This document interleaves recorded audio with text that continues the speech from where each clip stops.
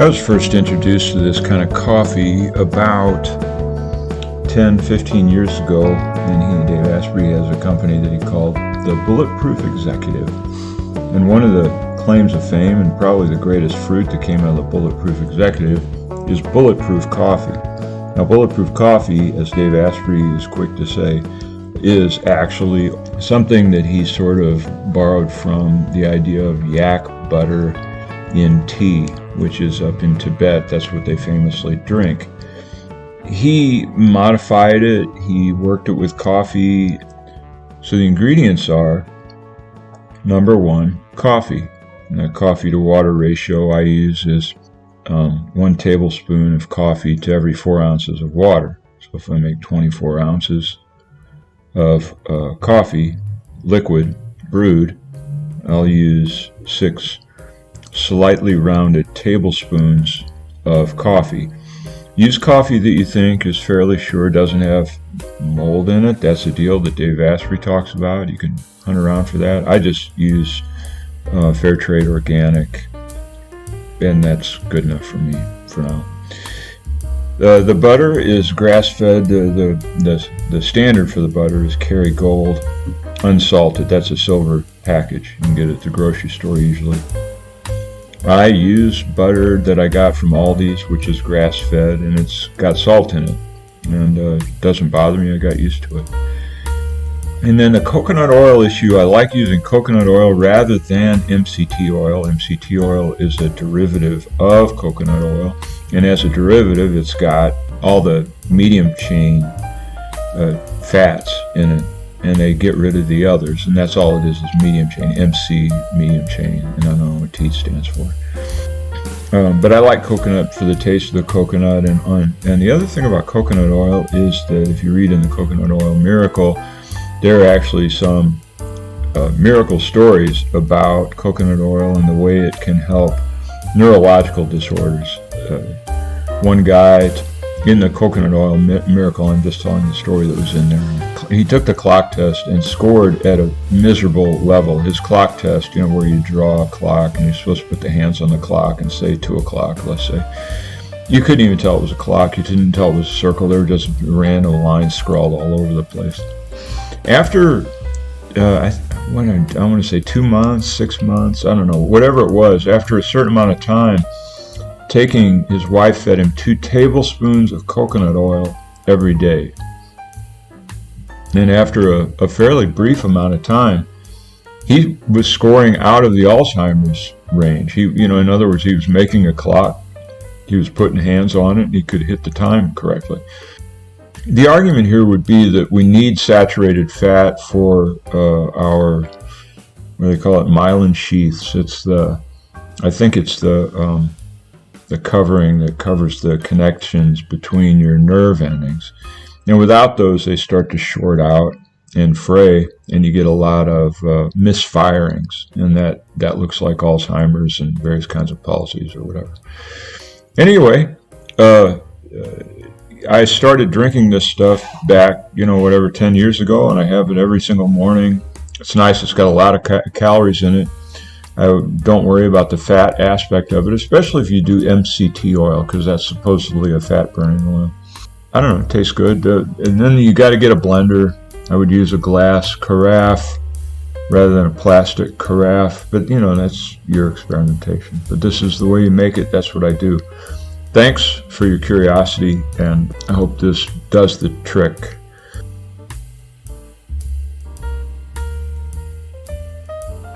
One great thing about making coffee in the morning is that it's a culture. You do it every morning, so you develop a kind of a series of patterns. Now, Joanna tells me that I have a very unique and on the front end probably disturbing pattern.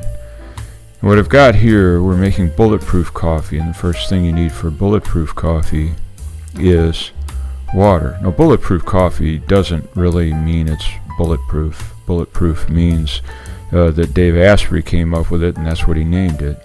But it's just coffee with oil in it. That's all it is. And the water in Kansas tastes so bad that we've got to use filtered water. Now, I would suggest using filtered water no matter where you are, no matter how it goes. And I've got this little teapot that is like now 25 or 30 years old, and it just happens to fit a stainless steel cup that we picked up in an Indian grocery store. The stainless steel cup, if I'm correct, holds about 6 tablespoons of anything. And so we're going to start off with 2 tablespoons of grass-fed butter. The industry standard is Kerrygold grass-fed, and that comes in a silver container. It's available at the grocery store. But I use this stuff I get at Aldi's. It's a lot less expensive, and I got used to the fact that it's got some salt in it. I guess some people actually put salt in their coffee anyway, so I kind of beat them to it and just stick it in the butter in the first place. So that's that way, and then I'm going to use a Melita type process, and we've got half calf mixed up, pre-mixed. I'm putting in there, and I'm going to use 6 tablespoons. I guess it would help to put in the filter, which also came from Aldi's. It's a Melita process, but I use regular basket filters. I double them up and wrap them around a gold thing, which is also a gold filter, which is also like, 30 years old. I don't know. For all I know, I'm drinking all kinds of nasty metals out of it, but I haven't noticed yet.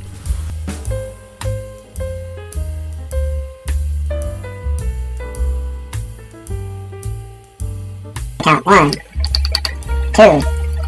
3, 4, 5, and 6. So coffee is ready. The water is heating up, and it takes a while to get the water heated up. Here's a picture of Dave Asprey making his coffee with a pour-over process. He makes it. It's great if you go to his website and check to see how he wants to do it. But I feel for the guy a little bit every time I make the coffee, because he could not get a patent on it because it's just coffee. It's just coffee and butter and stuff, and it's been done before. It's a great idea, though, and he's the one that introduced it to most people that do it. Right now I've got the carafe sitting on top of the miele, a little teapot deal, to heat the carafe. And I get it to a point to where the water is boiling, and then it heats the carafe further until it starts to sweat on the inside of the carafe, because it will suck the heat out of your coffee. So it's important for every single object in the process to be hot. And I said, okay, well, I got boiling water. I might as well use it to heat the carafe and heat the butter and heat everything at the same time. There's this kind of weird thing that I like to reuse as much as possible, including the heat coming out of the teapot. It's not necessary. I guess you could just throw hot water in from the stove or something like that. You can heat your coffee on the stove and see what you get. And it doesn't necessarily have to turn out like Fred and Ricky, but you can just heat everything together and pull it up to a certain temperature, and don't worry about the crazy process I got going. The other thing that happens is that the water that distills off the side of the carafe I use to prime the coffee in the first place, to coat the grounds. So you bloom the grounds. You bloom the grounds so that they expand a little bit. Takes not that long, probably a minute or something like that, to bloom the grounds until they are ready to have water pouring through them.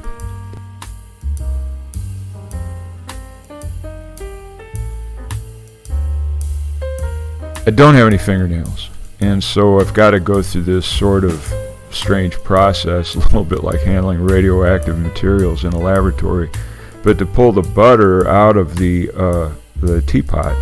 So it's sitting there, and now I'm going to add some coconut oil.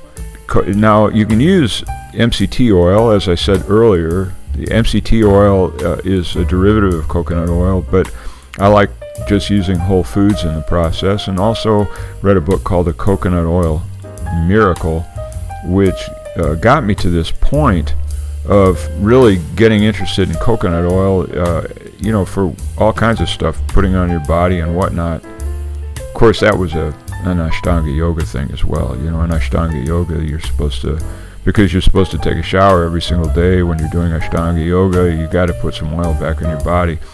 So they use coconut oil mostly. You can use sesame if you're in India. But I use it for your body. Please don't use sesame oil in the coffee. But anyway, so I use coconut oil because it's got these incredible benefits. It'll protect your myelin sheaths, apparently. Read the Coconut Oil Miracle. There's some very, very wonderful things that happen if you take coconut oil. They say it's a saturated fat, and as a saturated fat, it helps your nervous system. In fact, I got a factoid that I saw in the Denver Post, which was they got the statistics that people with low cholesterol are more likely to be killed than people with high cholesterol. And I'm assuming it means that you get so cranky without the oil in your body that other people can't stand you. That's what I think it means.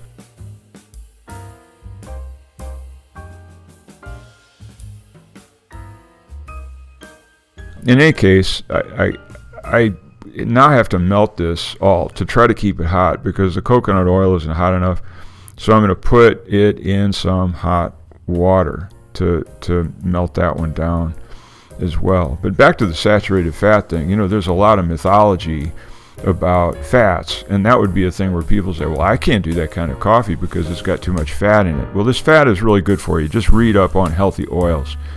If you do a Google search on healthy oils, you're going to see butter is really, really good for you. Not margarine. Forget margarine. It's a trans fat. It's really, really problematic. Lard would be okay if they didn't torment the cattle so bad to come up with the fat, because chemicals and whatnot they're fat soluble, so it stores in the cattle's fat. So I use coconut oil as a saturated fat. Now adding the water, I've got the carafe is marked off. I got the markers on it so that I don't have to measure out the coffee. I just look at the side of the carafe to find out where I'm at. That blue thing that I've got around the carafe is from a yoga mat that I picked up on the side of the road walking down like I said, I like to reuse stuff. And I found this blue yoga mat, which wasn't really good enough for yoga anymore. It has some oil stains on it. Looks like somebody used it to change their oil, speaking of oil, on their car. So I took it home and decided it was a great insulator. Now, what I discovered early on, yoga mats are a great insulator. I mean, it's really astounding. You can put it in a cooler, you can do all kinds of stuff, but if you can wrap XYZ inside of a yoga mat, depending on how thick the yoga mat is, tapas mats are the best. Very, very thin mats, and you gift wrap whatever you've got, and cold stays cold and hot stays hot.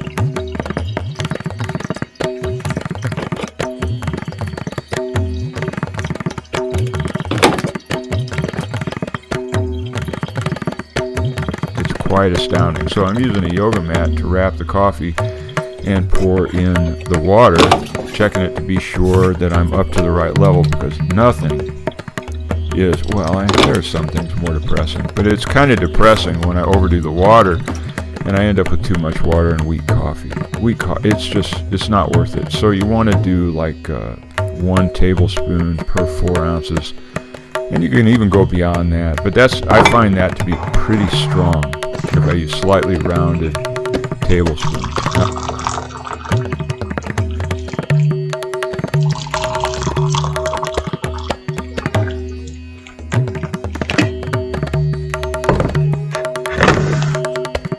Of course, because of the heat issue we've been talking about, I put hot water in the cups. A lot of times I like to use the steam off of the teapot because steam is a lot hotter than hot water.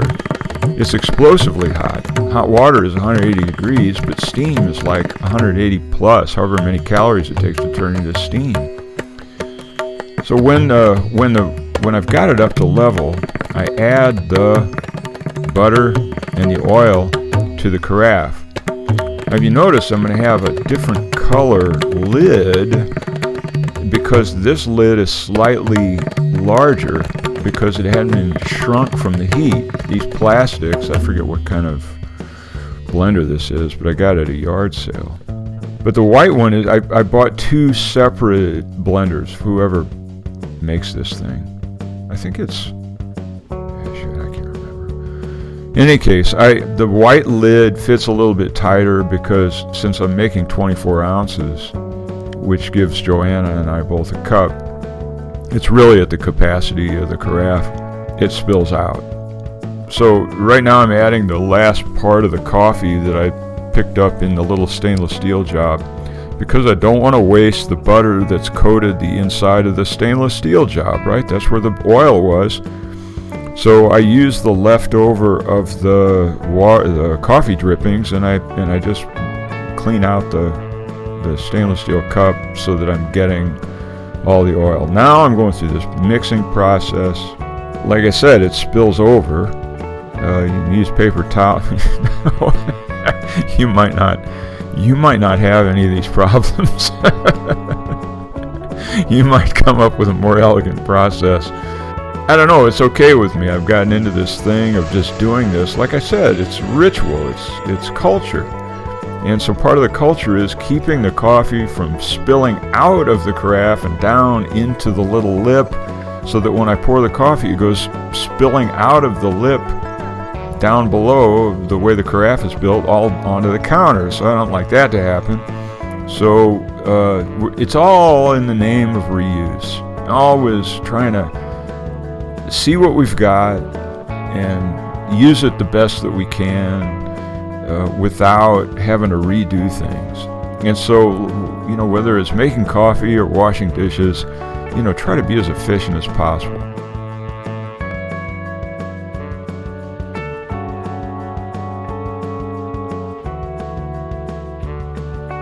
Now we're pouring up. The foam is kind of dense, and so I cut the foam off with a knife to keep it from just being a mug full of foam, because when you spin this stuff, it turns into like a foamy latte type thing, and depending on how much oil you use, you might have a lot. If you don't have much foam, it might mean you didn't use enough oil. So as I said, it can be anywhere from per every 4 ounces, for every 8 ounces, a tablespoon or 2. So that's the story. That's the whole deal. I really, really appreciate your listening. And I've got the coffee ready to go for the next round. We'll talk to you later. Thanks a bunch. The process. What's the Powerball? Tell me about the ride. What did you think about the ride? Well, it was great Why? because apparently you're spinning around, and apparently every time you get dizzy, Yeah. that's all you do is get dizzy. Fun? Yeah. And I've never ever been on live television. I never ever be on live Are television. you excited? Yeah, and apparently I already went down the super slide. When I went down alone, I was scared half to death. I just freak out. Okay.